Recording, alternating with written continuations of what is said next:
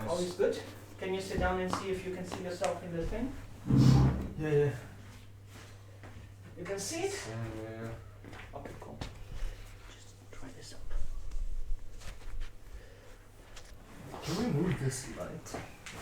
Because it's kind of like making it, not that one, that one's good. This, because it's making it hard to, because when I look at the camera, Oh, okay.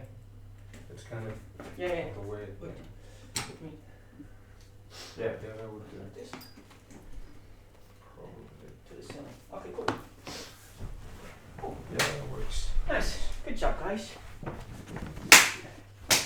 Fuck. Nice. I like a good slap. Hey. Oh, shit. That's maybe not the best start of a podcast. Okay, go away and come back. No. Yeah, that's good. No, that's fine. Do you like being slapped? Yeah, Where? the taint. The tank? Damn. The taint. The tank? What's the tank? I don't get it. It's the part between your butthole and your balls. You like be slapped What there. the fuck? That sounds painful. That's Pyrenees. Dude, that's so painful. It's shocking. What a shocking show already. Your belly's showing, bro. Ah, fuck. It's fine. What kind of podcast is this? It's a very serious one. Someone's It's a very professional. serious podcast. Damn. Right, yeah. I don't know what I'm saying. Have you guys been watching the World Cup? No. Huh? Not at all. Not even 5 minutes, no. I've been like exploring town, and then it's on at all these like restaurants and stuff, and like in the streets, and I love that. And so I like stop for just a second and watch it, and then keep going to the next spot. I know the Uzbekistan lost to Portugal 5-0. That's why I brought this up. Oh, nice. You're Portuguese and... The thing is, like, I was playing volleyball, and it was, like, really great, and everybody was like, yeah, we're just, like, having fun and entertained playing, and it's, like, nobody was giving them. But every once in a while, we were hearing, like, people cheering in a coffee shop. It's like, what? Another one? Another one? Another one? Another one? And it's like, well, okay, whatever. Yeah, it was like, Cristiano Ronaldo, he's one of the best players in the world. Maybe not anymore, but pretty good, like legend. How old And is he? he was, he's like 40, yeah, I think he's 40. Or around there. 42, 43. Yeah. Yeah. But anyway, he was like getting some flack because he wasn't like performing well. But like last game he scored 2-0, so he kind of shut up the critics. Good. But yeah, he had like a lot of pressure on him, Yeah, I mentioned last time he like missed 2 kind of shots on goal, but they were so highly contested. Like this was the previous game with that. They were definitely not easy goals. Like Okay. I mean, it's not like he missed like wide open goals, but he had some shots on goal. It's like, yeah, could he have made those? Has he made those shots before? Yeah. Like, were they kind of like miracle shots? Yeah, also. Oh, okay, yeah. Yeah. Yeah, that's understandable. I think, like, I don't know if I was speaking about this the last time while we were setting everything up. It's like, I think most people, they don't understand as much. They like the football, but they don't understand, like, the long-term strategy of a coach. Because the coach, probably, when you, like, as Portugal or Spain, so one of, like, biggest contestants for the World Cup, for the biggest prize, it's like, your coach will probably say to you, is like, listen, don't give your best at this game because I want you as a premium football player. I want you to keep the biggest amount of strength for the finals, right? So it's like they're not just playing like one game and we're gonna give it all right here and that's it. It's like they are playing the tournament to win the tournament, and I think most people get really pissed off because like, oh, like we were playing such against like a very easy team to win and we didn't score any goals. Like, what the hell is this?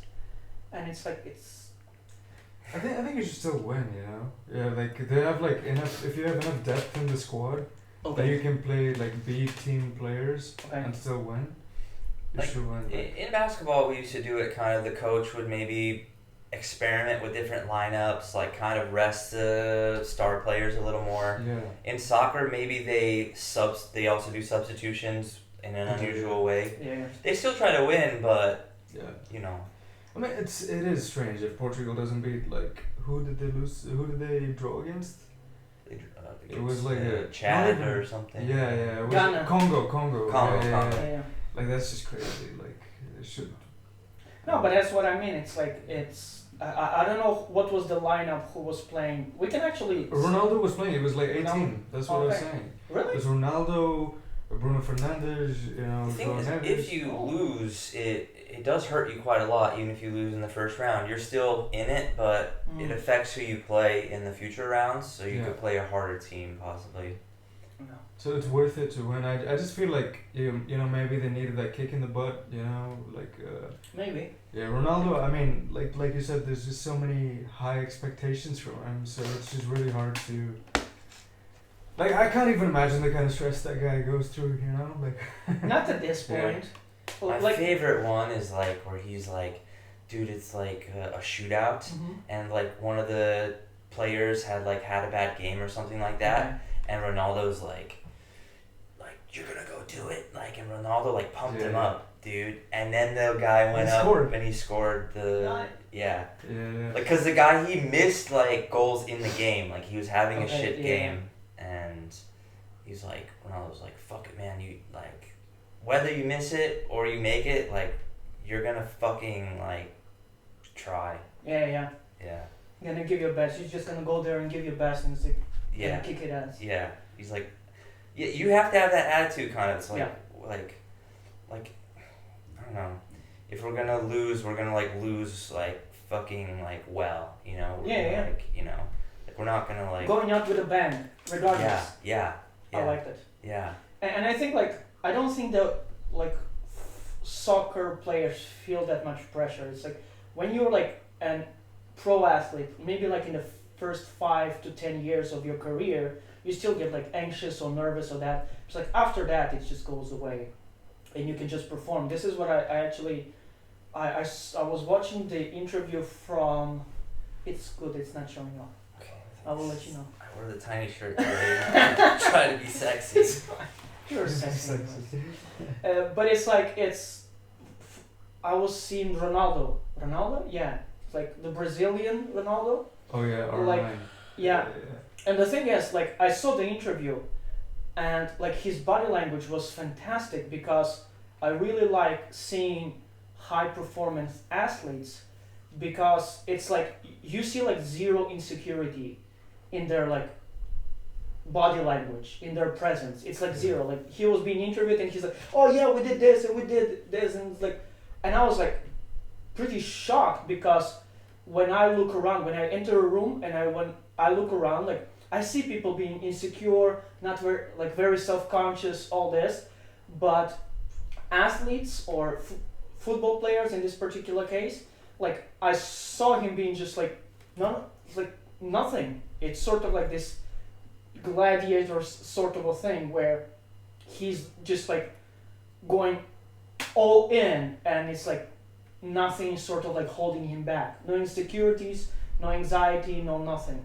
And it's a very interesting space to be in because I noticed that I still have some insecurities and I'm not fully confident in myself. Like it's those like 5% that by the end of the day, when I'm really exhausted, that 5% like goes away, like of fear of failure, fear of judgment, not sure, and many times by the end of the day I don't have it, and I sort of become like this fearless person, and I'm like, oh, I need to send a high risk email or this, and it's like I just go and I send it, and it comes really easily. Like I still have those like 5% holding me back. So like seeing athletes who are like fully present, who just like go for it, and they don't think about like, oh, like will I fail, will I this, they don't doubt themselves. It's very interesting. So I think like at the beginning, maybe 5-10 years, when you're like performer, a gymnast, soccer player, basketball player, whatever it is, I would say maybe 5 to 10 years, but we can search about it. In the beginning of your career, you still feel anxious, you still feel afraid. Will I perform? You still overthink. But I didn't saw any overthinking in that. I actually went to try to search for that interview, to see the whole interview, and I couldn't find it. It was really hard. Because like a lot of things are going nowadays on TV, and not a lot of them are get posted on YouTube. Oh yeah, for sure. So yeah, that was very interesting. Yeah. But you like have like a rhythm where you feel like you are becoming more like yourself over one day. Like each day you kind of build up into this like Superman mode.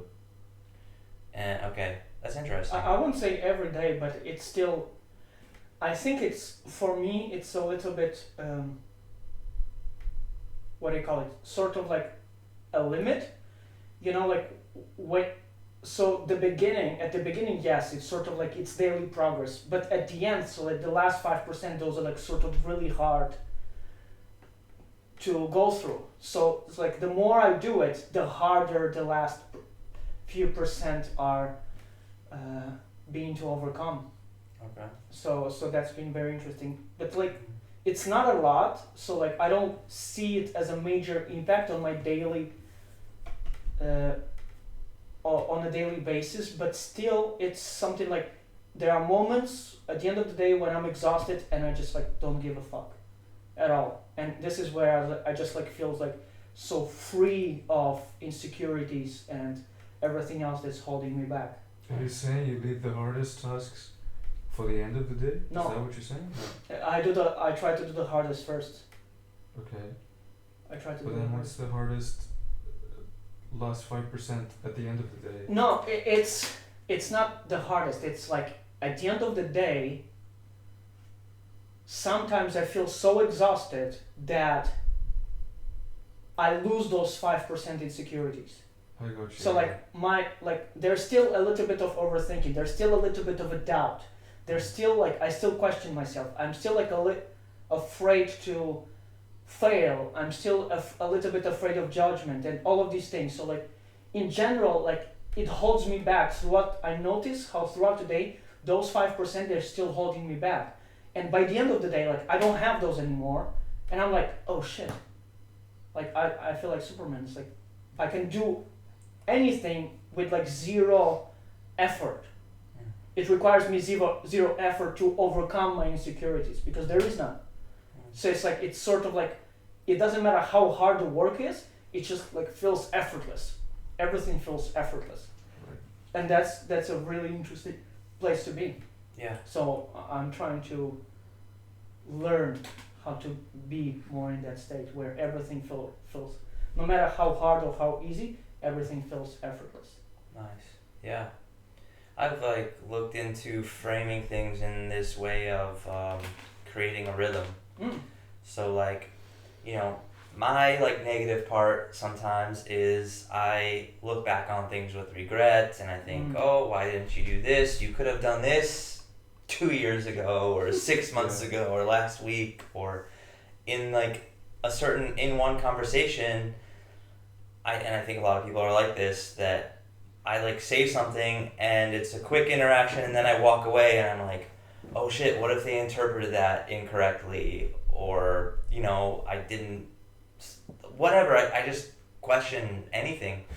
So there's a lot of this questioning that goes on and like I've put it into a framework whereas like everything is basically just like teaching me how to find a good rhythm, and now I know that my future self is like I'm like looking for my like next rhythm, you know, and I want to have like a good daily rhythm, a good weekly rhythm, a good yearly rhythm, and so yeah, that's I think an interesting, because I was thinking that, you know, when you are free of this sort of, you know, whatever's holding you back and you are free to go about it, it's like that's like an amazing rhythm to have, and I don't have it every day, you know, but if I have like even like a day or a week or a few days where I'm like kind of like out of a rhythm, I'm like, okay, well, I was just kind of sensing and for my next rhythm, and you know, it's coming soon. You know,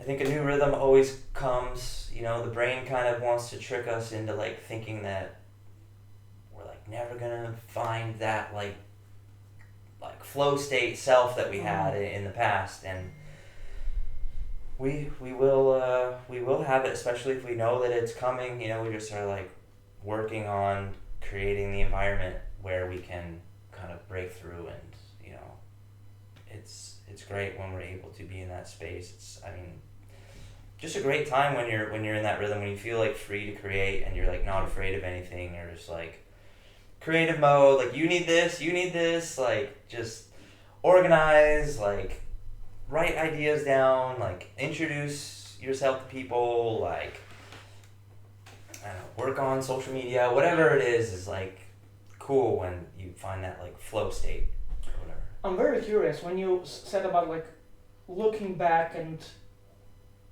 regretting things. Yeah. How do you deal with that? How do you overcome that? Did you? Yeah, interesting. How are you facing this today? Yeah, like maybe a little bit of stoicism, like just, I don't know, it is what it is, and I'm just gonna be like, take some kind of like pride in like still existing in this moment, and like have like some kind of hope for the future as well, and just like trying to cling to the past, you know. I still do. It almost like feels like these past thoughts like attack me. It's like they're like sort of invasive, and they'll be like just some critic that comes in and is like, what do you mean you did this, you fucking idiot? Like it like goes hard on me, bro. Is this your voice or something? Yeah, my voice. Oh, okay. Like, I mean, you know, it's probably some like, I don't know, like maybe sports coaching was too rough. No, I don't know what, like, I don't know where the voice comes from, but I think it's also a part of, yeah, psychology, like, you know, like, I don't know, because I didn't really have, like, super great, like, I'm trying to figure out, like, I didn't really have, like, crazy critics in my life, but I think that every, like, little, like, piece of, trauma gets like changed into something else, and I think it takes over your memories, takes over like your voice, like it gives your memories, your bad memories, like a voice basically, and it'll just like yell at me sometimes. Yeah. Do you have something like that? Regrets? Yeah, I think it's pretty like human, right? Like I think everyone has them. I don't think I think luckily I don't face it every day. I wouldn't say that, but yeah, once in a while. Yeah. I think sometimes it's like louder, and sometimes it's not there at all. You know, and I think, I don't know. It's really important, I think, to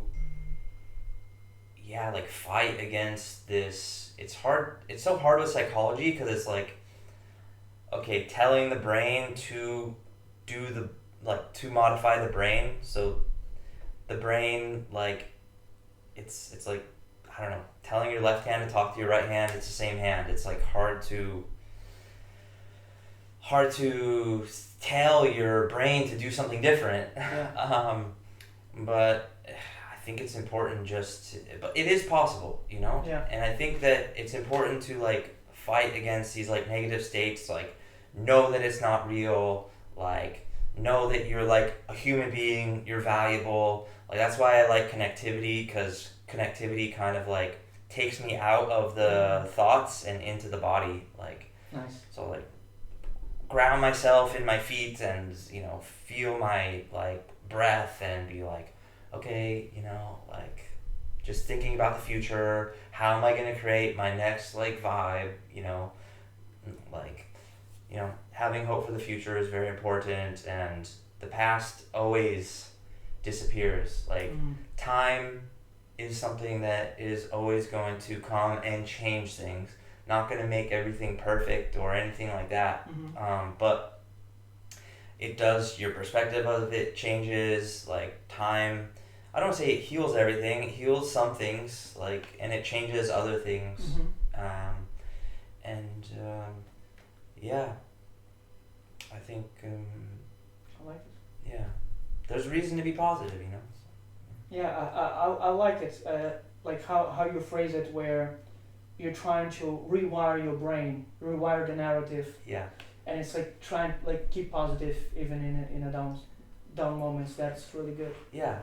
And I feel like a lot of it too is like, I've found accepting it to be like one possible tool. I found I need lots of tools. So like, one problem is like if we get too attached to one tool, then that tool kind of becomes, you know, old and it doesn't work in every. A hammer for everything. for every nail. Yeah. It doesn't work like No. No. Yeah. So like I have different tools, and like a part of it is like accepting it, like, okay, like what if I was like, you know, at fault for everything in the world, and like, you know, could have been a millionaire 5 times but just fumbled the keys, and could have had the girlfriend that you know, like, okay, great, like, now what? Like, we're here now, Yeah. and we have only now and the future. Like, what am I gonna do? Is there worth like just dwelling on the past? No. It doesn't gonna make you happier. No. Yeah. Exactly. I like it. Yeah. You still have like now you can like today you can do something about it, so you can Yeah. get your ass up and it's like either go after that girl or a different girl, whatever the case is, or like do the projects that you Yeah. want to. Yeah. I can think about different things. I can like watch different forms of movies. I can watch different, like, I can explore, you know? Yeah. I can like be creative, you know, like. You still can. It's not like this moment have passed and that's it, it's gone. You still can.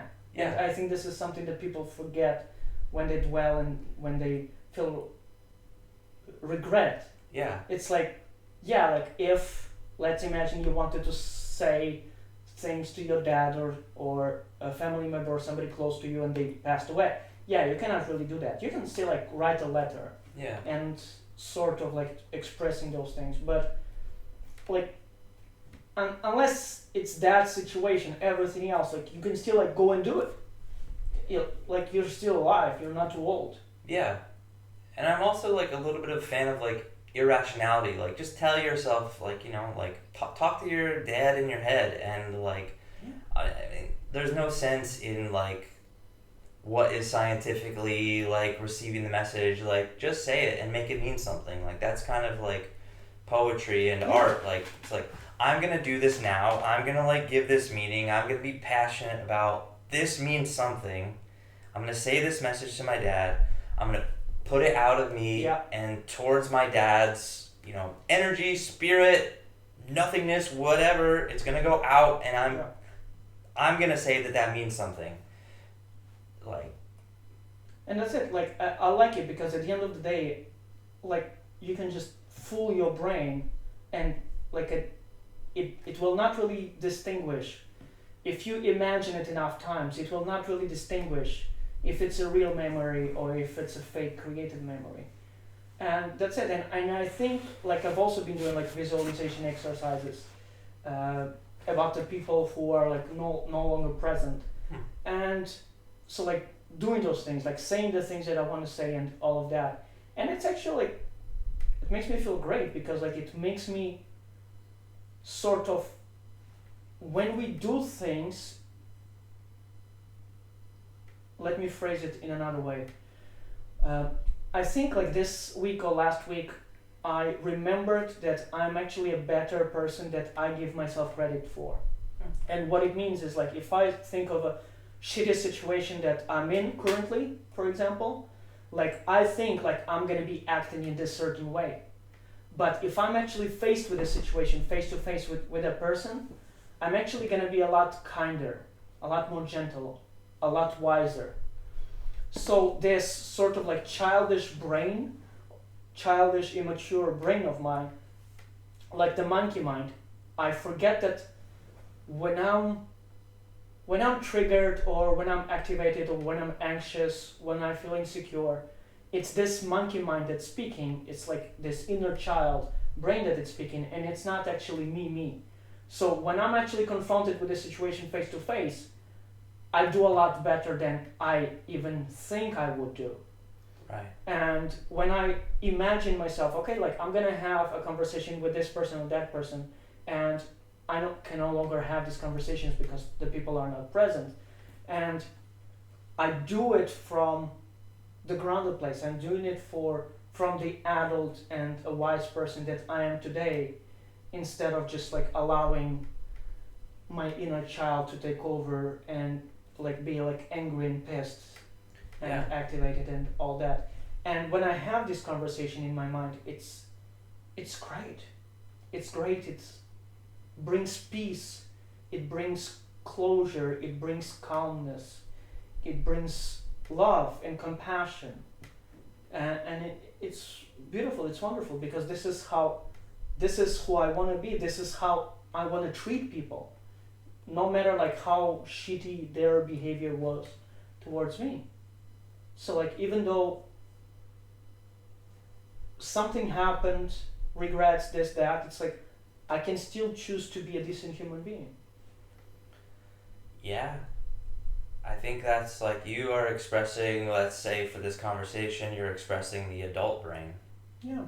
Uh, I'm expressing what I want to express, not yeah, what, like your true self. exactly, not like not speaking from a place of trauma or hurt or harm, Yeah, but actually like from grounded place. yeah. Because I was thinking that there's like lots of distracting voices actually that like enter. Like sometimes I feel when I'm in a crowded space, Mm-hmm. I'm kind of sensitive because there's other people's Yeah. insecurities, whatever, Yeah. like maybe even I'm interpreting them as being insecure in that moment, maybe they're not, whatever. There's a lot of distracting like vibes going on in a public space, and it starts to be like, wait a minute, like I'm not thinking about like I'm thinking positive things, and like that's all that I want to do. So Yeah. like I'm just gonna do that. And the new like mantra that I have is that like I bring comfort to other people. I think I mentioned this last time. And that's kind of replacing the previous one a little bit, although I still bring that one in, but it's like I'm accepted because I'm like a human being, and I combine that with like breathing and feeling the breath, like, you know, like be like grounded, and I'm like a human being because, you know, I have these cells and you have these cells, like we're like both like charging our bodies, we're both like here. And then now like just a better mantra is that like, I mean not better, but like just a different one that I've been using more recently is that like I bring comfort to other people, and that has been really nice because I found that it like, because sometimes you have questions when you're hanging out with other people and you start to be like, oh wait a minute, did I say something, or like should I say something that's like a little bit edgier here? And I'll like sort of think about it for a sec, and I'll be like, well, I bring comfort to other people, therefore I will do this or I won't do this.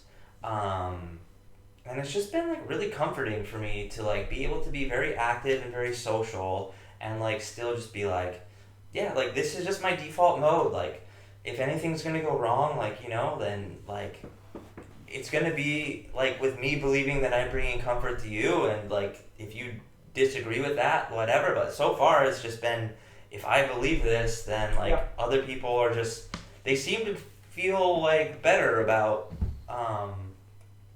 me because I have this like underlying confidence, and I'm also like acting like I've done things that like, I don't know, maybe I wouldn't have done before, to go out of my way to actually bring comfort to people. So it's weird that like this like self-talk is like also creating actions in me that are like it's just so funny how it seems to be like a complete circle of like thought, action to like other people, to me, myself, them, like it's a full self-talk circle. is very important. Yeah. It's very important. Yeah. Do you have negative self-talk, bro? You've been very quiet. I'm sorry. No reason to say sorry. Just listening. I don't know, man. Like maybe I'm not that conscious about it, but I don't think I have that much of it. I think I'm pretty like stressed out, overwhelmed right now. You know, like trying to find a job and everything. So I think I'm just like busy doing that instead of Yeah, I mean, yeah. Luckily, I guess, because I could have been just like, oh yeah, what the hell, don't have a job, I'm a loser, blah blah blah. But luckily, I've just been like focused on getting one. Nice. Yeah. Sometimes it's great to be active, and like sometimes like being active and finding a job is like your rhythm. Like sometimes like. Yeah, I think doing something maybe distracts you from those kind of thoughts. Whereas maybe if I gave myself to just like if I didn't do anything for a few days, maybe then these things will creep in. Yeah. I think it's not acting as a distraction, but the action itself, because the action itself prevents you from being anxious because you are actually doing something towards it. It's not like, oh, I have a problem and I'm just gonna sit and do nothing, and that like the anxiety will just build up because like the more I'm procrastinating on doing that, the worse that shit gets. The more it starts to hurt, the more uncomfortable it is. But when you actually do it, you're like, you feel better because like, oh shit, I'm in this situation, but I am doing something about it. I'm not just sitting with this. So like that's good. That's good not to be an overthinker, man. Yeah. I wish more people would be like that. Yeah, there's this thing I've been doing lately, like, you know, I applied to jobs, I brush up on some skills, but I also started, like, making videos, putting it on my X, of, like, product reviews, Nice. of, like, other products that are out there. So I had, like, companies reach out, you know, like, one of them wanted to intro. But, yeah, they only hire in New York, so it didn't work out. But, yeah, that, like, just putting stuff out there, I think, into X or whatever social media you use, I feel like it's a good way because you don't just want to do the work, you also want to show people that you have expertise in a certain area, right? Like and it just increases your reach. Visibility, yeah. Yeah, I think that's helped. Oh, that's nice. I think that's a great strategy. Yeah, if you especially like if you come across projects, you go like to conferences, NFTs, crypto, whatever the case is, and you see a project that you really like because like it's a new feature, it's something new on the market that nobody has done before, or it's actually quite transformation, and it's like, yeah, it's sort of, it's a good thing to also just give a shout out. Oh yeah, right. You know? Yeah, it's a win-win. It's a win-win because like you can actually go deeper in the video and be like, hey, like I really like this thing and this thing, like they really like took time and paid attention to like inefficiencies in the market. Right. I've learned this thing from you. It's a very good. Did you like learn more about that training aspect of it? Trading? Because you were getting into trading, like, I don't know, like. Yeah, but I don't really, like, I just have a trading strategy, but I'm not really a trader because it's I don't follow the market. So it's like I'm not paying attention to what the market is doing. I just have a strategy, and it's like I don't really, like this. My strategy sort of works in a way like I don't really give a damn if it's gonna go up or go down. I'm just gonna keep to my strategy, and it's like I don't have to be predicting the market. That's the thing. I remember, yeah. And that's it. So it's fine. Has this strategy been profitable? It's been good. Yes. Okay. It's been nice. What do you think about like, yeah, let's say in the best case scenario, you know, like. I like how it starts because most people they always think about the worst case scenario. Because I think most people are playing in defense. Yeah. So nobody thinks in a best case scenario. Yeah, and I think it's a nice thing to do because I think it actually takes stress away. I think a bit. It I don't know, but I think that I want to kind of swim in the environment that I am like now. Mm-hmm. Of course, I want the business to do well. Mm-hmm. I want to make money, yada yada yada, like. But I think even if I made like a crazy amount of money, I would still be highly interested in technology, art, like startups, business, like all these things I just find like really interesting. Oh, nice. So like yeah, I mean, I hope that yeah, like some kind of success actually maybe also then changes the situation a little bit. I think it inevitably will, but at the root of it, I would just continue to be like curious and kind of working in the environments that I want to work in, and in startups and tech, and you know whatever's coming with AI as well. Like, so I mean, do you guys also feel like you feel like okay, if like the next thing that I want to do is like really successful, like that is like one step to something that you'll like keep doing, like you feel comfortable with your like 10-year plan. So like if I'm on like a date, I always want to like sometimes I want to ask like, what's your 10-year plan? What's your vision for the rest of your life? Because I think it's highly interesting, but maybe not appropriate on a first date. Like, but well, depends on the person. Yeah, it does. I would love that. Like, what would you answer to that? What's my vision? And yeah, so what's your vision for the next 10 years and also like for the rest of your life? Because that way you can just chop this video up and put it on your Tinder or whatever dating profile, and then you're done. Good to go. See, like I was thinking more in terms of business, but maybe that's also attractive for Tinder. You know, like ding, like. Like also that, then you can just put it on your LinkedIn, or GitHub, Discord, like whatever you guys use. Good Lord, if this podcast ends up on my LinkedIn, my career's over. But like, wait, you have a career? No. So what's gonna be over? It's over before it began. Okay, so what is the career that you want, and why would this podcast ruin your career? Instead of promoting it, why are you doing things that would ruin your vision? No, I mean I want to tell you guys already. Like we started the podcast. This podcast is canceled. No, it's not. We're done. Can't be like that. You gotta like pump the algorithm. That's a a little good, drama. that's a good thumbnail. Yeah, it's good. Ah! We gotta think in thumbnails Provocative. sometimes. Yeah. Okay, so like, why do you think this podcast would ruin your future career? I mean, it definitely like, it's like a multi-hour podcast, right? But Okay. like, you know, maybe there's some rich VC who doesn't like us talking about penis jokes, or right? Like, yeah. Okay. You know, there's lots of things like. So you're afraid that people will not take you seriously. Yeah, I mean, I understand that that's a potential consequence of us having a public video and Yes. like being willing to tell jokes and shit like that.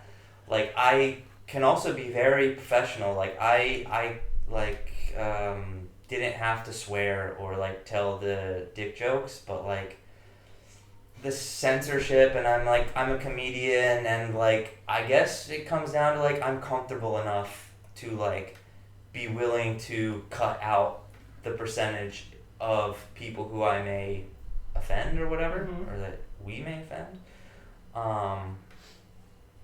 But I mean, yeah, I recognize that is a like cost of doing this podcast, you know, and we don't have that many viewers, but you never know. And like, if I was actually purely mathematically logical about this, I would not be publishing the podcast. Yeah. So why don't you just behave yourself or Behave yourself. like act in a podcast in a way that it would maybe be a boosting to your career and to your dreams instead of because your dreams can go in multiple directions at the same time. okay. I also, I don't know. it's maybe a little bit shallow of somebody to reject me for my like silly jokes or my silly podcast. I like that. Yeah. But still, nonetheless, you know, math is math. There's 100% of people who would be open to investing in my business, and the podcast maybe offends 5 to 10% of those people. It is not strategically relevant when it comes to money, but money is also not everything there is in life, and I think for my own mental health, it's important to stay loose and flexible and tell dick jokes. So I really like what you're saying there. Like, yesterday I went to this really old-fashioned website, 9gag. okay, I haven't been going to that website maybe like for... I don't know what it is. What is it? It's 9? memes. Yeah, Okay, I okay, don't okay. know. 9gag. I don't know. It's like memes, and it's Okay. like... What triggered you to go to 9K? I was just like sitting there and I was like, oh, I just want to laugh at some memes. I haven't been going to this website like for ages. And I went there, and unfortunately it's pretty much 30-year-olds, and half of it's like news about Venezuela and this and this. But once in a while there was like actually funny memes. Okay. There was a dog video that I've downloaded that's like really hilarious, like dog concerts, like one of the dogs like banging the tail, and somebody just brought the guitar close to it, and it was like sort of like the dog was playing the guitar with the tail, and then another dog was like banging a shelf, and then another dog just the guitar was on the stands, and the tail of a dog was just like playing randomly, and another dog was like singing, so it was like a concert of like dogs, and it was like really well edited, really fun, those sort of things. And there was somebody, like touching on your point, there was somebody there who said something like, oh, I rather have somebody like cut my arm off than telling something like what's my favorite thing on a team building activity in a company.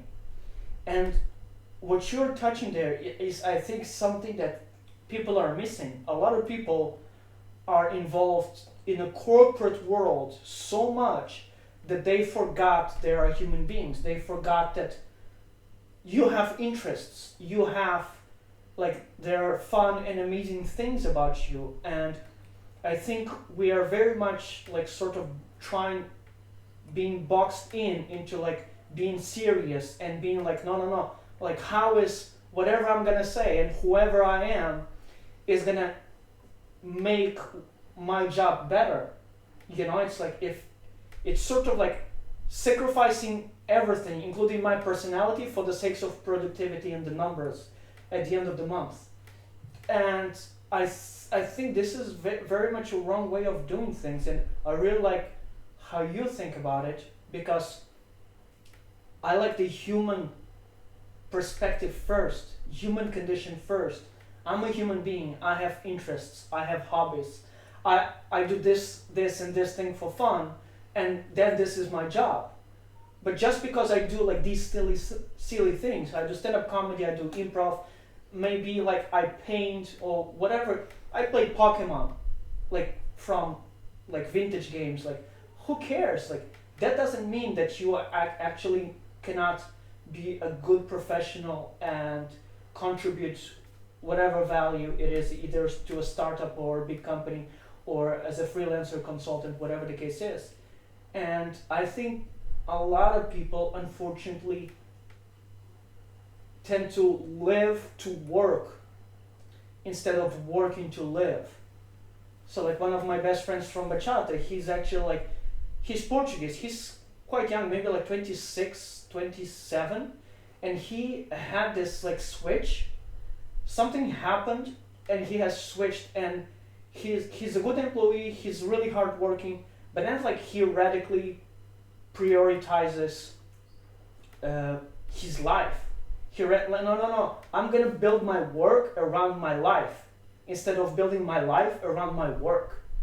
And that is a very interesting concept. So like he prioritizes fun and being good friends and dancing bachata and this that, and then he's like, okay, like how can I still like achieve the goals that I need, and he figures out and he sets up a system like that. So when he leaves his work, he has a life. He doesn't go like to an empty house, watch Netflix and eat frozen pizza. You know, he's actually happy and joyful, and he has activities and friends. Yeah. And I think like that's a great way of looking at things. I think this is what actually will produce like a lot happier people in a society overall. Interesting. It's a very European mindset, Oh. like this work-life balance thing. But like, that's why also like nothing good comes out of Europe anymore. Like, you know, it's just the truth. Like you look at all like the the people that are taking over the world in terms of like tech Mm-hmm. or any field. Like it comes out of the States or Asia, Mm. right? Europe is all like about like work-life balance and stuff, and it's probably a happy life. It's probably a better life Mm-hmm. for like 90% of the people. Okay. But I feel like like there's if you love what you're doing, and Like- you love to work, it's also a great life. Like like Elon Musk is Elon Musk because he fucking works Mm-hmm. 100 hours a week. Yeah. You know, and not to say anybody will become him if they work 100 hours a week, but you will definitely become someone if you work Yeah. 100 hours a week for sure. Like. I think one thing you mentioned too was like that some companies are not set up to make the work enjoyable, kind of. Mm. So I do dream of like working at like an office and being like highly productive in an office environment. Like I think that would be fine for me. Like I don't need to, be outside or at the beach or anything like that. Like I can be in an office, and if we're doing like productive things, like I'll spend like all day and all night. Like I'll be like Elon Musk at the office, but we have to be working on inspiring things in like inspiring offices with like inspiring people. In that case, I feel a lot of people would be more willing to do the whole like work because it is more enjoyable work. Like there are a lot of businesses that are set up to be and sometimes you can't avoid that as well, but there's a lot of I think there's some room to make work a little bit more enjoyable. Yeah, I think like That's true. in a way, I think you are partially right, Angat. The thing is, if you have, let's imagine two companies, a European company and an American company. Both are each other's competitors. Okay. Like, if people in a European company work, like, people there work 8 hours, let's say like Germany or Denmark, one of the Nordic companies, and it's like there's work-life balance, and they do things, they work 8 hours and they go home, go to the gym, like have their life, where American employees probably like are spending 10 to 12 hours. Like there is going to be more innovation there. There is going to be like, they are going to get more ahead, because like if it's like, let's imagine very basic, I don't know, content creation company, like these guys are going to be producing at least 50% more content than the European ones, which means they're going to get more traction, the algorithm will like them more, like all of these things. Like nevertheless, if you just work more hours, just like if you're a basketball player, if you're shooting more hoops, eventually you're gonna get better than all the other guys, because you're just shooting more hoops, and that's it. You will get better. The thing is, like, so more innovation will come from there, and they will make more money. They might even be more profitable. But one of the things that I'm also understanding, like by looking at the world, for example, like I saw the statistics, the average engineer at Google stays at Google for 2.2 years. That's it. So like, and I thought, for me, when I looked at that number, it didn't really make much sense. I'm like, it's Google. Everybody wants to work at Google. Why an average engineer only stays for 2 years? Why not 5 or 10 or 15? And this is what I realized, is like the whole system is set up to squeeze as much as possible out of you, and then when you get burnout and when you cannot like work anymore, we're gonna trash you and hire somebody else. So it's actually more No, profitable. it's not them getting fired. It's people leaving to go to a better pay. So they're actually not like getting fired. Like No, no, when I know, just- but that's the thing. yeah. The thing is like when you work in a very demanding environment, Yeah. you can work there for a little bit, so you can get like a better CV or better opportunity. Yeah. But then, after like a couple of years, like these people, I understand they don't get fired. They themselves, they understand like, oh, I want something like more chill. Yeah. I want like a more life. Right. This is what they want. I Yeah. want more life. I'm totally with you. That's why I am You know, here. but I am no, here no, too. but the Like, businesses, yeah. like for the businesses, what I'm realizing more and more, the businesses don't really care as much as about employee retention as about productivity. Right. They rather have productivity today and only keep the employee for 1-2 years, because then they can just hire somebody else and somebody Yeah. else. So like it's worth for them in the short run or in the long run, the numbers. Like they pretty much crunch the numbers, and it's Yeah, like yeah. like I'm just gonna squeeze the most out of employees today, and if they burn out in a year, I don't give a shit. I will hire somebody else, and that's it. And that philosophy to me doesn't make a lot of sense. I understand that it's like this is I mean, money it talking. may not make sense to you, but they're the richest companies in the world. So it does So, like, economically it makes Yeah, sense. yeah, yeah. So the So numbers it speak doesn't matter louder. what makes sense to you. Yeah, By yeah. the way, I also when I work for someone, I also like a good work-life balance. That's why I came to Europe and I stayed in Europe. Like I don't want to. But you're talking trash about me in Europe. No, I'm just saying, but that's just like the mentality. Like you gotta be Yeah, yeah. honest. If you want to be an entrepreneur, right? Like Yeah. which all three of us want to do. More hours are just part of the job. Yeah, And yes. That's it. Like there are moments where Yeah. there's less work, and there are moments where it's Exactly. like you just have to figure it out how to. I think on generally you are working harder Yeah, yeah, than you any are. employee. Like even when I had And- my own thing where I was like CTO, I was the founding engineer. I wasn't Nice. the founder. Yeah, yeah. We got funding. I worked till 12, 1 every day. I couldn't expect that from my own engineers. Because why would they? To them, it's just a job, Mm. right? But that's just how it is. When I just have a job, you best believe it, I'm just going to give it my bare minimum. Like, I'll do a good job, but I won't go like the extra mile. Because I'm using that time to, work on my own thing. Oh, okay. But so to me that makes sense. But if it's your own thing, you have to give it like, Exactly. your Yeah. everything. Like it's Yeah. exact. I think that makes a lot of sense. Like I always struggled at the beginning, especially when I started to build my projects. Like when I am working for somebody else, it was so easy for me like to give my best. But then when I started to work on my own projects, I was struggling. Yeah. And I noticed that, and then I was questioning myself, how come I can work like 10, 12 hours a day for somebody else, but when it's for my own thing, I'm just doing like 2-3 hours, and then I'm like done. It's like there's like this lack of motivation to work for my own self. Like I struggled with this at the beginning, but now like it's like yeah, eventually like I overcame it, and I understand like yeah, working for your stuff, for the things that you are building for yourself, it's like that's what you actually want. But I think it does like roll over. So if you're doing your own thing and you're employed, I don't know why, but like the productivity you're getting from your own thing, it rolls over into your job too. Like I remember I had 2 jobs at one point. One of them was like this super chill European job.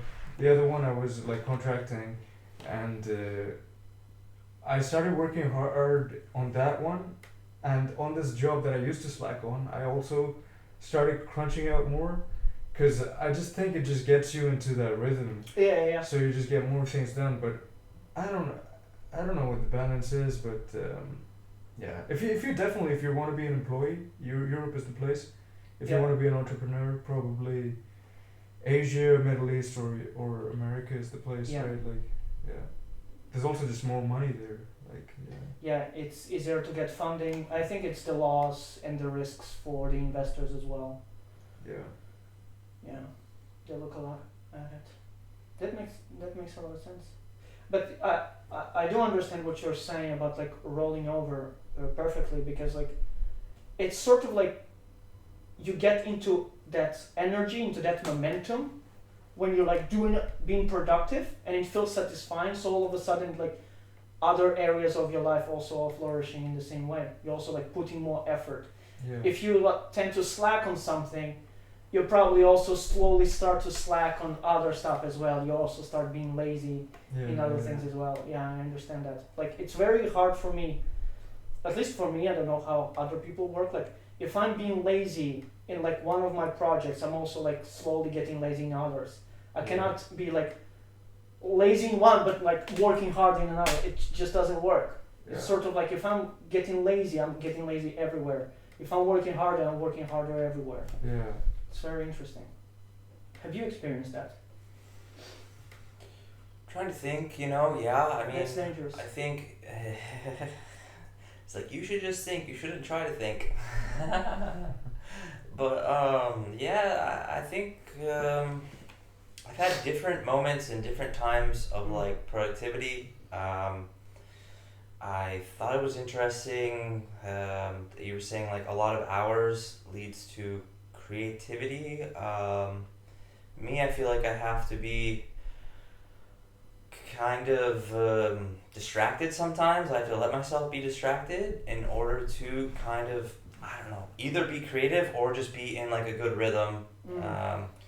Which is often actually a creative task. Like how to find what rhythm to get into is a like brain rhythm creative game, because if it was like, I mean, there's some stuff that's like really low hanging fruit and I know exactly what to do and I'm just for whatever reason like not doing it because my past one of the voices is fucking with me. I don't know, like How many voices are there? there's so many voices. Oh my god. So many voices, bro. Can we list the voices? There's too many to list. Oh, No. Yeah, I get it. But yeah, so I find like a rhythm. I feel like I am good at finding like the most like leverage in any moment. Like what is like the one tiny thing I can do that has like the biggest value. And to like keep myself fresh for thinking about those ideas and to like kind of stay closer to all the projects, I do feel like I need to kind of like go out, like get out of the house, like be social, go to a event, ideally in the realm of tech or something like that. But also it's nice to have a little bit of art and kissing at some point. You never know. One of these days. But yeah. I can inspire you, bro. Huh? I can inspire you. Inspire me? Okay.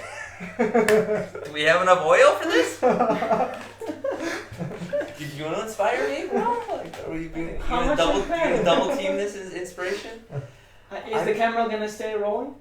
Yeah, I pay in content. We switched from YouTube to Pornhub. Like, do they have like, live streaming? Have you seen? Whatever has live streaming. I actually I saw somebody I saw somewhere on Instagram, like it was sort of like a pyramid of OnlyFans creators.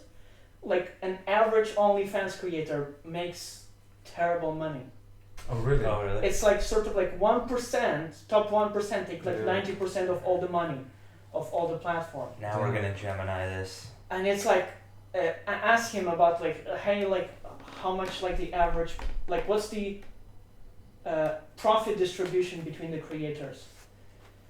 What's the economic profit distribution of the creators of OnlyFans, like the people who make the OnlyFans content? What are they getting paid on average? And what are the details? And the top 1% included. Thank you. And then I was like, it's crap. Because you only hear about like Sophie Rain, right? Like she makes fucking like, I don't know, 40 million a year or something. But that's the issue. It's like we only hear about those like, oh, this like 20-year-old or 22-year-old made this much of money and this much. She does look hot though. She looks so hot. I have no idea who you're talking about. But the thing is like we only hear about that 1%. Everybody else, like you're gonna see now. It's like it's crap. You're right, bro. It's crap. You ready for this? Tell us. I know the numbers. It's so bullshit. Oh my god. The economics of OnlyFans are famously defined by an extreme power law distribution, often called a winner-take-all system. While high-profile success stories dominate headlines, the actual financial reality for the vast majority of creators is vastly different. The reality check, average versus median income. The median reality, the typical median creator on OnlyFans takes home between $150 and $180 per month. That's roughly $1,800 to $2,160 a year. $2,000 a year. A median OnlyFans creator. So, What the hell? OnlyFans takes a 20% platform cut. Okay. Damn. While some sources quote a slightly higher mathematical average, the number is heavily warped by top celebrities. In reality, roughly 70% of creators earn less than $100 a month, and the bottom 20% of accounts average closer to just $5 a month.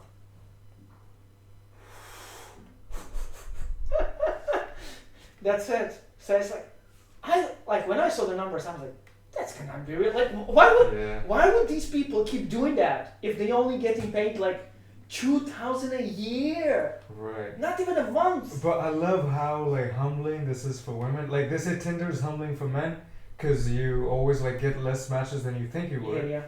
And OnlyFans probably the girls earn less than they think they would. But the thing is like, it's just a part of their flywheel because they're Instagram influencers, like social media, YouTube, whatever, and OnlyFans, and whatever. Like, there's a bunch of other platforms too where you can get. You know a lot about this. You know, I heard I was Gemini. You keep teaching me bad things. Like, come on. Were you making a plan for yourself? And I was like, is this like a backup plan? Was it like a plan B if your mainstream venture doesn't work? yeah. I'm getting close, guys. Like, I'm gonna take my pants off if you don't invest in my. Wobblegoth XXX. Yeah. Yeah, but that's terrible. So the thing is, like, it's also like the OnlyFans platform. They pretty much make 95% of the money out of that like top 1%, and that's it. Yeah. Everybody else like. It's probably the same on YouTube, for example. Like, most YouTubers don't make money, right? Well, we don't make money yet.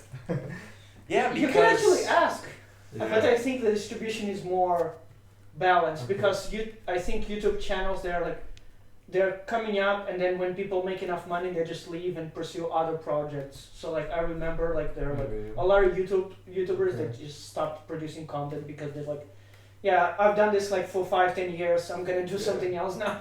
By YouTube, do you mean the most fun, best, high-paying, amazing platform on planet Earth?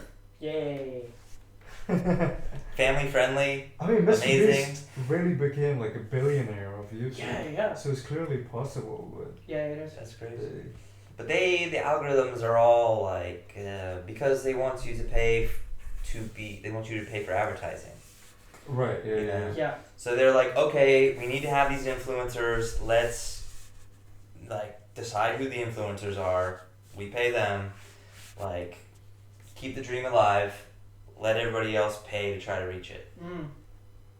Yeah, so they're just trying like to make both sides pay. So like the final customer, which is the viewer, he pays, and they also trying like to get some money out of the content producer. Yeah. How does the producer pay? I don't get it. They'll pay for ads. Instagram is doing the same. Like if you want to grow your Instagram, there's sort of some sort of blockage I've heard about. We can actually search about both of those. How's the producer paying for ads? It's like, so like you're sort of your Instagram account, they will not allow it to blow up unless you pay for the ads so you can get more views. Yeah. So you sort of like. Oh, really? Capped. So you gotta sponsor your videos? Yeah. Exactly. Oh, okay. So then, but I'm the content producer. I'm just producing. Right. It doesn't make sense for me to also like pay like to overcome that. But on YouTube, I never see like sponsor like I never see Sponsored like, of other YouTube videos. Do you have YouTube Premium? I do, yeah. Maybe yeah. that's why. But I never see like even if I'm on YouTube, because I have multiple accounts. Oh, okay. I never see videos pop up that are just. Content creators. They definitely have that. I've seen that. Oh yeah, I do see ads sometimes. Yeah, true. Okay. Try to research that algorithm. Why well, do we still really love YouTube. I mean, like, yeah. but besides the podcast, that's the thing that I use the most. Yeah, Also for it's really music great. and just anything you need, really. It's just on YouTube. Yeah. Just Indian go on explains you YouTube. calculus and math and physics, and it's like Everything, yeah. It's the best. it's the best. I use YouTube the most out of any platform that exists. Like Google, YouTube, love them. Nice. Should I? You guys want me to research? Yeah. The why do platforms are pushing on creators to sponsor their content? How? Oh no, not that one. How and why do platforms like Instagram and YouTube want to have creators pay for the boosting or sponsorship of their own content? Yeah.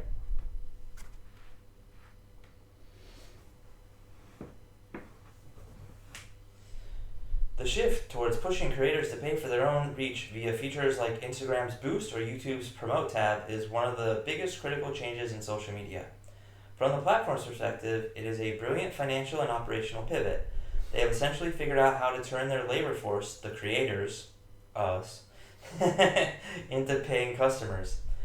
Why platforms want creators to pay? Reaching peak ad load, the attention wall. For years, social media companies grew their revenue simply by squeezing more ads between organic posts. But they have hit a ceiling. If Instagram or YouTube inserts any more standard commercials, users will leave out of sheer annoyance. Yeah. But convincing creators to boost posts, by convincing creators to boost posts, platforms turn organic content into the ads. To the average user scrolling through their feed, a boosted video looks like a regular post rather than a commercial from a major corporation. This allows platforms to bypass the ad load limit and monetize a larger percentage of the feed. Capitalizing on the creator dream. The creator economy is massive, and millions of people want to make content creation their full-time job. Platforms realize that small to mid-sized creators are highly motivated and willing to spend money to get over the initial hurdle of building an audience. By lowering the barrier to entry for advertising, making a boost button take only 2 clicks, platforms open up a massive, highly diversified revenue stream from millions of individuals spending $10 to $50 a pop. Yeah, hedging against the corporate budget swings. So it's pretty much they wanted to put more ads, but users would leave. Yeah. So that way, if you push ads from normal content creators, Yeah. they are not perceived as corporate ads Right. and by our brains. So it's like they just can make more money. Yeah. But can you also ask a following question on that? Like, how do platforms sort of like shift the algorithm? Here we go. This Right. is the next. Okay. How platforms make it happen. The algorithmic squeeze. Platforms don't just ask creators nicely to pay, they have built ecosystems where paying becomes almost necessary to survive, crushing organic reach. The most effective tool platforms have is the algorithm itself. Over the last decade, organic reach, aka how many of your followers actually see your content without you paying, has plummeted across almost every major network. The algorithm squeeze. On Instagram, a regular post might only be shown to 5% to 10% of your actual follower base organically. If a creator wants the other 90% of the people who explicitly clicked follow to see their work, they are increasingly incentivized to pay a premium to boost it to their own audience. Gamifying vanity metrics. Features like YouTube's Promote tool are built directly into the creator dashboard. They dangle immediate gratification. Spend $20, get 2,000 guaranteed views for a creator stuck at 400 subscribers and struggling to hit the thresholds required to get paid by YouTube's partner program. Paying for that early traction is an incredibly tempting shortcut. The pay for status bundle. Platforms have begun bundling organic reach with account security and status. For example, Meta's verified $14.99 a month offers a blue check mark, better customer support, and increased visibility and reach. They have successfully framed paying for the exposure not as an admission of poor organic performance, but as a standard operational cost of doing business. I just like X. Yeah. Just like X, you know? I remember just fucking 5 years ago, or maybe 10 years ago, you used to go on Instagram or Facebook and actually see updates from your friends. Oh, Yeah. he went on a vacation on Italy. Oh, she got married. Now you just go there and now you see random things and from people you don't even follow, and then you get sucked into this wormhole and you're there for 30 minutes minimum, right? It's so weird. Yeah. And you still get to see those stories, when somebody's going on a wedding, but in the stories. But Right. it's still I was surprised. Maybe it was a year or a couple years ago. I've noticed the increase of the amount of ads on Instagram was tremendous, because I used to see maybe 5 or 10 stories and then get one Instagram ad. Right. Now it's every third. Yeah. Every third Pretty much. swipe or Yeah. every fourth it's an ad, and it's shit. I'm almost seeing as many ads and I'm Yeah. consuming content, Yeah. and it's what the And the ads are pretty interesting. I don't know what it is for you guys, but it's just so really niche things that sometimes they're really cool. I might not buy it, but I might watch the whole thing. oh nice. Yeah. Because my ads are not interesting at all, because I Okay. always say no, I'm not gonna share, Okay. accept the cookies. I'm not Right. I'm never accepting the cookies of anything. Okay. So they never know what I like, what you I don't what like. you want. It's Yeah, so yeah, I yeah. never get personalized Okay. ads for anything. But it's because I don't want to be that. I don't want to be having FOMO of things, because the ads are also created and filmed in a way where it's you should buy it by impulse. They're trying to trigger your impulsive purchase sort of things, and I don't really like that. It's Consumerism. yeah. Do you see many ads? I do. Thankfully, they're boring and static. Like this one here. Defender, the best truck for your truck needs. Don't you need a truck, dude? Huh? Now that you mention it, I was looking for a blue Defender truck. What, do you see anything that could? Oh man. It's just going That was through right your there. stuff. It is boring. Wow. My scroll. So I'm almost seeing more ads than ass, which that's terrible. That's what you use Instagram. I use for? Instagram for ass. Instagram does have a lot of basically porn, soft porn. Whatever. I wouldn't know. I don't go that Yeah. far because I'm not a disgusting pervert. But you But, just mentioned you know. this. Yeah, It's semi-clothed I ass. feel so. other platforms don't have as much. It's just Instagram's just more sexualized. Yeah, I don't know why that is. Because people are consuming it. Because a lot of Just looking at Botox. it right now. TikTok's psychotic, bro. I'm just kidding. Botox. Botox. Hey. 395. I think I need to give up more of my privacy Like- so I can get better ads. Bruh. They don't know me. Exactly. This is actually Exactly. I was looking through your ads. They're fucking boring. It's amazing. Yeah. It's very curious to see Right. what they're offering him. It's very interesting. It's nothing. It's nothing. They think I'm a very boring. It's just general old ads. woman. Oh, another car. They think I'm rich. That might be, yeah. Fool. No, they just know you're You're American, and you guys love your trucks. I love my truck. Yep. I love very my truck. I love my potar. Did you notice the strap on the phone? How you Which can one? just snatch it? Oh, yeah, I noticed. Yeah, that's good. Yep. Cannot snatch it. Cannot snatch it. Yeah. Cannot snatch a snatch. Apparently Portugal's like not as safe anymore. Like Really? I heard like in Portugal there's been like gangs of Portuguese people who have been targeting immigrants. Pickpocketing? So I think it started off well. Like apparently like this immigrant like from north, like no, it doesn't matter where he's from. Like he just burnt a Portuguese store, and the police didn't do anything about it. So like a Portuguese gang basically of local people like just beat him up basically. Found him and beat him up. And So justice by own hands. yeah. But lately it's been kind of getting just like no reason, just racially driven, just basically like racism, like basically beating up. Are these like white folks or Portuguese people? So yeah, white. Oh, yeah, so yeah. I'm safe. Yeah. Yeah, of course, you're Portuguese, you'll be fine. But, yeah. That's the important part. Sorry, bro. You cannot go to Porto now. I guess not. Yeah. Do you need me to protect you? You can white paint yourself. Are you scared right now? No, I'm okay. Yeah, I feel like there's been like Damn. I mean I was in Porto like a few weeks ago. It felt safe. Yeah, like, I there's think just like certain areas and. I think at it's night. generally fine. Like you can look at the statistics. I was seeing like after 2011, which was like the peak of the crisis after like 2008 crash, like the amount of aggressive, not violent, criminal acts was like just like going down. So like we're not in a crisis anymore.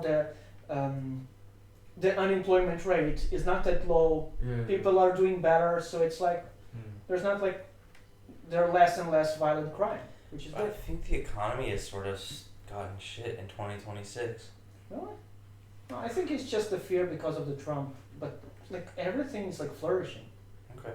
In Portugal. Yeah, everywhere. I Okay. think. So, No? Portugal remains one of the safest, most peaceful nations globally, consistently ranking in the top 10 of Global Peace Index. Because I asked about 2026 specifically. A general decline. Overall reported violent and serious crime dropped by 1.6%, accounting for about 4% of total crime offenses nationwide. So that's 1.6% of 4%. So that's a very small percentage of. If there's 4% Violent crime. crime? Yeah. So 1.6% of 4. So general crime is 4%. And out of that, And out of that, 4%, no, only right. 1.6. Yes. It's pretty low. Yeah. It's really good. It's a very safe place. I Yeah, didn't yeah. mean to shit on it, but like apparently it's gone up. Like some crimes, maybe not violent, but like pickpocketing. Like his friend got pickpocketed. He got. Yeah, I got Pickpocketed. pickpocketed. My friend had his backpack stolen. Really? But Yeah. Stuff like the that. thing is, like, it doesn't make sense for people to steal your phone because, like, when It does. when I buy a phone, I have like the email code, and it's like if somebody steals my phone, I will just block it, and that's it. No, they basically take it right to the store, the same store that they always take it to, and They reset it. They in reset a it. way. at the hardware level, Jailbreak. they Okay. jailbreak it. So they're some of them, like, I don't know if, because my friend had his backpack stolen, which his laptop was inside of it, like Apple. So he had tracking on his, I had tracking on mine. It seemed like his was from like a foreigner. It seemed like mine was from a local person. Can't be sure. But, and also, like, I don't even tell people this that often because I'm like, okay, maybe it just fell out of my pocket. I can't even, You're not sure. I mean, I'm kind of sure. Okay. But I try to not be like, Okay. yeah, but yeah, so but it does seem like there is maybe some the one that his seemed to be like from his phone ended up out of the country very quickly, and it went to like a place that seemed like a hardware place that could just like possibly do that, not sure. But it wound up like overseas like in like 2 days. It's an organized operation. It seemed like very organized and stuff because like then there was like a place where we were like, so he's tracking it the whole way. It was like a whole day of like me, him, and like a friend were like like trying to find his backpack and stuff, because he was like freaking out because he was waiting for his visa. It's a lot of money. Yeah. As well. But at one point we were like, wait, why is it like underneath this? It's like at this park, but like I think that they maybe take stuff to like a parking garage and like kind of at some point haul it out all in the same car and like in the containers and stuff like that. Yeah. Yeah. Just kind of like have one place to like compile stuff and then take it out. Yeah, I know like similar thing, very similar happens with cars like US and more often than not. So like they steal cars, people boost cars, they put it in the containers and send it to like Africa, Saudi Arabia, all of that. But that thing, they also tried to do it with Tesla. And what happened was like as soon as the guys connected it to the electricity, it pumped on the grid. So like all of a sudden they were able to recoup the Tesla that was sent like I think like to Norway in a container or something like. Oh wow. A couple months later it got back on the grid and they were able to take it back, right? Like so, what like from your story, what I'm hearing is like the security systems that Apple and the like smartphones and computers that are having are shit. So like the hackers are doing better work at overcoming the security systems that these companies are implementing. It's hard to call them shit because it's like kind of a miracle that we're able to track a phone at all, you know? Yeah, but like all the phones have GPS. Yeah. Like maybe they could do something better on it. I don't know like how it works. But it's like if you can actually like hack it like in a way that it's like indistinguishable, you cannot, it becomes untrackable or it becomes usable in another form or maybe even worse, like getting access to your data. Yeah. Like that would be like even shittier. Right. Yeah, but that doesn't happen because unless you know the password, I don't think you can. But why couldn't they do the same for tracking? If they do that with your data, like why couldn't they sort of, I don't know, encrypt or whatever with the tracking mechanism as well? You were able to track it. What do you mean? They were able to break the tracking somehow, I thought. No, because once you jailbreak, it's like a phone resets completely. So Okay. there's still a GPS connection to that phone, but it's just not related to your account. So your data is wrecked if you jailbreak. Oh, okay. But Basically, they can't get it. Yeah. You still have it on iCloud if you log into iCloud. yeah. Okay. Stuff, Yeah. but- yeah, I mean already that's good enough. Like your privacy, all your nudes and stuff are protected. You know. He probably has a lot. He's been killing it with ladies lately, dude. He's been. Good job, bro. No, thank you guys. Good job. I mean, not me. I guess he's the What? Really? expert. Tell me what happened. I think it's just that we talk about all this shit. Nice. Yeah. So what clicked? What changed?